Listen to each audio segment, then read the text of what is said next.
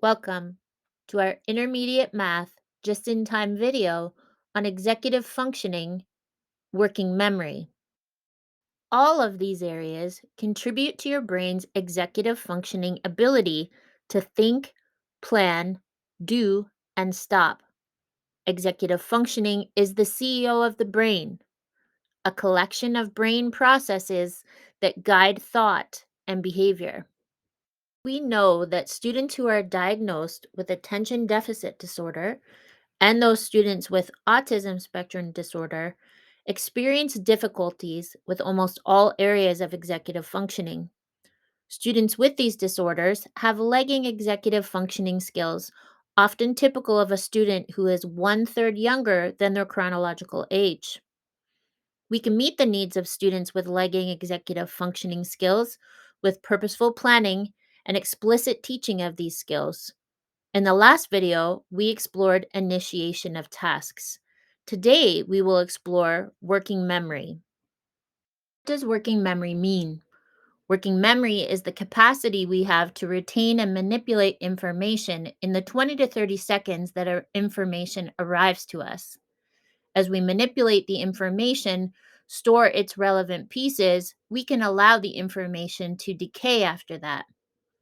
Imagine in a classroom, the teacher says, "Go to our Math Google Classroom. Go to the Minds On activity for today. Choose from activities 1, 2, or 3. You need to show me your thinking using numbers, words, or visuals. Don't forget to share your work with me." A student who has difficulties with working memory will ask, "Where do I go in Google Classroom? Which activity do we do? Do I need to do all 3 activities? How do I hand this in?" Working memory is absolutely crucial to using our time efficiently in the classroom. What might difficulty with working memory look like? Students may struggle to follow lessons or instructions, whether they are written or oral, especially when multiple steps are required. They may struggle to remember steps in a procedure or lose track of which steps they've already completed. They could appear to have lost attention because they struggle to follow the flow of discussion, struggle to keep track of details, which may impair comprehension of problems. Students may struggle to solve multi step problems or remember arithmetic calculations in mathematics. They may also ask the same question repeatedly. Working memory and math. Solving math problems depends on a number of skills that build on one another. The foundational building block is the ability to recognize and reproduce patterns. See patterns in numbers in order to solve and remember basic math facts. Store information about a word problem in their head. Use that information to create a number sentence to solve the problem. And remember mathematical formulas in order to solve the problems. How can you help? Chunk large assignments into smaller, more manageable steps in order to increase students' motivation and decrease the amount of energy required to complete tasks. Provide checklists to help students track what they have completed. Reduce the amount of note copying required. This frees up the student's capacity to focus on understanding the concepts rather than thinking about what to write down. Allow students to scribe on evaluations when appropriate. Have student conferences during purposeful practice and assessments to keep students on track. Provide access to concrete manipulatives for retrieval of concepts. Some instructional strategies to help.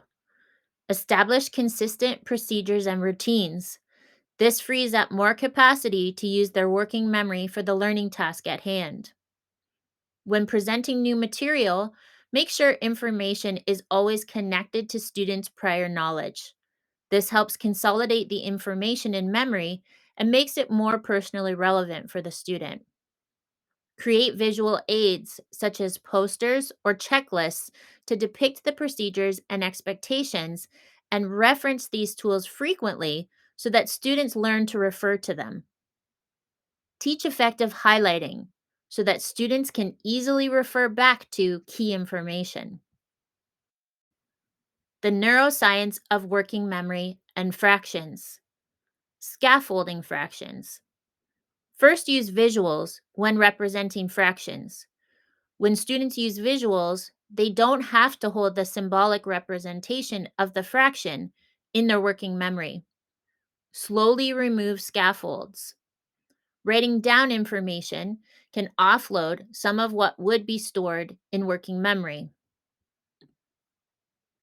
Our strategy harvest for working memory: establish consistent routines, chunk large assignments, use visuals, access student prior knowledge, use relevant contexts, utilize student conferences and conversations, provide access to concrete manipulatives, and explicitly teach effective highlighting.